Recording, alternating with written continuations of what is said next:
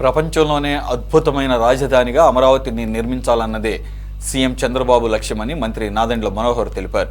Amaravati government కాంప్లెక్స్లో నిర్మించనున్న నూతన శాసనసభ భవన రూపకల్పనపై ఉన్నత స్థాయి చర్చ జరిగింది. Assembly speaker Ayyanna Patrudu, Norman foster ప్రతినిధులు, ఇంజనీర్స్, అధికారులతో సమావేశమయ్యారు. ఈ సమావేశానికి మంత్రులు Narayana, Nadendla Manohar, assembly secretary general Prasanna Kumar హాజరయ్యారు. నూతన అసెంబ్లీ భవనం అంతర్గత డిజైన్లు, భవనం పైన నిర్మించనున్న ఎత్తైన టవర్ డిజైన్పై ఫోస్టర్స్ అండ్ పార్ట్నర్స్ ప్రతినిధులు వివరించారు.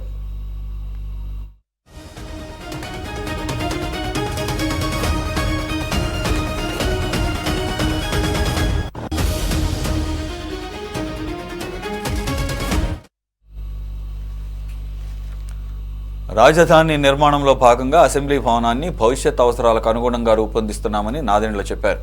అసెంబ్లీ భవనం పైభాగంలో టవర్ ఏర్పాటు చేసి అక్కడి నుంచి మొత్తం రాజధాని ప్రాంతాన్ని వీక్షించేలా నిర్మాణానికి ప్రణాళికలు రూపొందిస్తున్నట్లు వెల్లడించారు. భవిష్యత్తులో జరిగే నియోజకవర్గాల డీలిమిటేషన్ను దృష్టిలో ఉంచుకొని అసెంబ్లీ భవన డిజైన్లపై చర్చించినట్లు మంత్రి తెలిపారు. 265 అసెంబ్లీ స్థానాలు, 110 శాసనమండలి స్థానాలకు అనుగుణంగా భవన నిర్మాణ డిజైన్ను సిద్ధం చేస్తున్నట్లు చెప్పారు.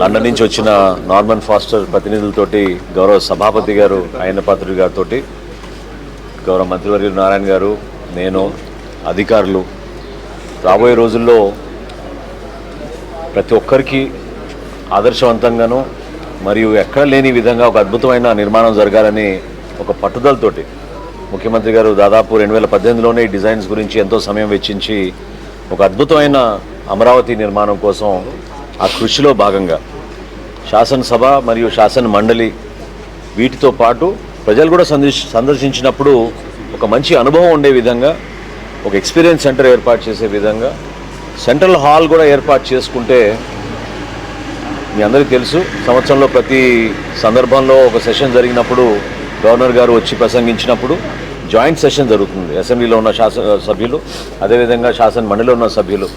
సో దాదాపు రాబోయే రోజుల్లో డీలిమిటేషన్ని దృష్టిలో పెట్టుకుని శాసనసభలో 265 స్థానాలు, అదేవిధంగా శాసన మండలిలో ఒక 110 సీట్స్ ఏర్పాటు చేసుకునే విధంగా ఈరోజు ఆ డిజైనింగ్ అంతా కూడా ఒకసారి వాళ్ళు కూడా ప్రజెంటేషన్ చేశారు. సలహాలు, సూచనలు గౌరవ సభాపతి గారు అయ్యన్న పాత్రుడు గారు కూడా ఆయనకున్న అనుభవంతో కొన్ని సలహాలు ఇచ్చారు. వాటిని నారాయణ గారు కూడా చాలా క్లియర్గా గవర్నమెంట్ నుంచి మా ఎక్స్పెక్టేషన్స్ ఏంటి, ఏ విధంగా మేము ఈ చేంజెస్ తీసుకురాలిన దానిపైన కూలంకుషంగా చర్చించుకున్నాం. సో ఖచ్చితంగా అండర్ గ్రౌండ్ పార్కింగ్, తర్వాత న్యాచురల్ రిసోర్సెస్ ముఖ్యమంత్రి గారు ప్రత్యేకంగా కోరింది నిన్న నారాయణ గారితో మీటింగ్లో ఒక గార్డెన్ లాగా ఉండాలి ఈ ప్రాంగణం అని చెప్పారంట. సో దానికి అనుగుణంగానే వాళ్ళు చేసిన డిజైన్స్ అన్నింటినీ కూడా ప్రాక్టికాలిటీ పర్స్పెక్టివ్ నుంచి, ఫంక్షనాలిటీ పర్స్పెక్టివ్ నుంచి ఇక్కడున్న మినిస్టర్స్ కానివ్వండి, విప్స్ కానివ్వండి, కమిటీ చైర్మన్స్ కానివ్వండి, అదేవిధంగా సభ్యులకి మెరుగైన సదుపాయాలు కల్పించాలనే ఉద్దేశంతో ఈ డిజైన్ గురించి ఎంతో సమయం వెచ్చించి ఒక అద్భుతమైన అమరావతి నిర్మాణం కోసం ఆ కృషిలో భాగంగా శాసనసభ మరియు శాసన మండలి వీటితో పాటు ప్రజలు కూడా సందర్శించినప్పుడు ఒక మంచి అనుభవం ఉండే విధంగా ఒక ఎక్స్పీరియన్స్ సెంటర్ ఏర్పాటు చేసే విధంగా సెంట్రల్ హాల్ కూడా ఏర్పాటు చేసుకుంటే, మీ అందరికీ తెలుసు సంవత్సరంలో ప్రతి సందర్భంలో ఒక సెషన్ జరిగినప్పుడు గవర్నర్ గారు వచ్చి ప్రసంగించినప్పుడు జాయింట్ సెషన్ జరుగుతుంది. అసెంబ్లీలో ఉన్న సభ్యులు, అదేవిధంగా శాసన మండలిలో ఉన్న సభ్యులు.